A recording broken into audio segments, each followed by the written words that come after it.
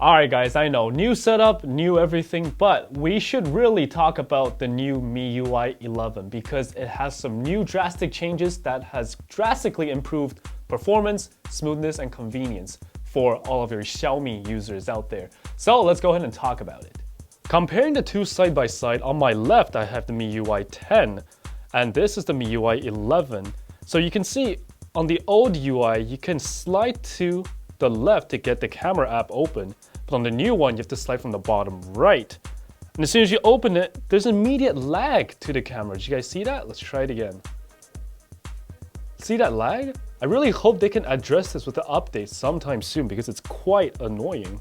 Unlocking the phone, right away you can see that when we look at all the open apps, it has a very uniform layout compared to before where it's more of like a tessellation between the apps. I don't know, this is a preference thing, so depends on whether you really like your apps side by side. I'd say the new one is sort of, a lot more organized compared to before.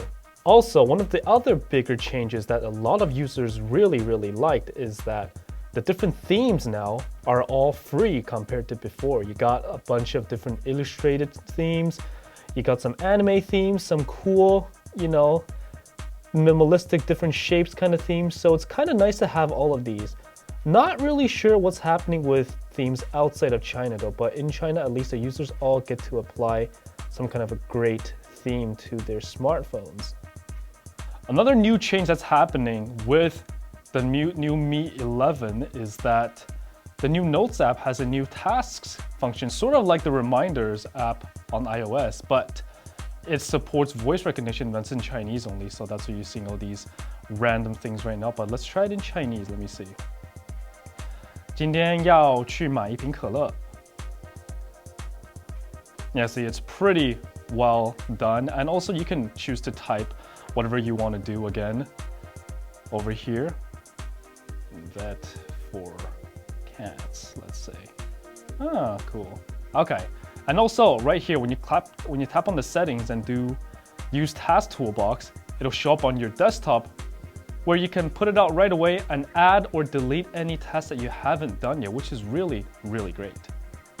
Alright, so aside from all of that, you also have the really great split screen function that they always had, right? When you view all of your tasks together, you get that great long press where you can view a lot of your apps with split screen. I think a lot of people should really take, great advantage of this function because it's actually so useful to just, watch videos and scroll through things at the same time. So that's actually a great addition. Also, they've added a lot of new optimizations to include different apps. For example, you see the notes used to be in Chinese, and in the new one, they actually added an English interface. So that's actually really nice. I'm hoping they include more and more apps in the future. Coming into the settings, we see that a lot of these symbols on the sides are all the same now, more unified, thanks to the new upgrade. Aside from the design changes on the symbols, you also get this really cool difference in the sound vibration menu where your phone ringtones, events, notifications, alarm sounds are all separated and it looks really clean, and you can customize each sound to your own preferences.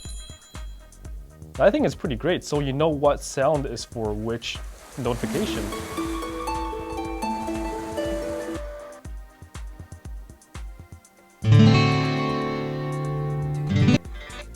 And also, you see these different bars for volume. They're thicker now, but for me personally, I think I find it a lot better just because,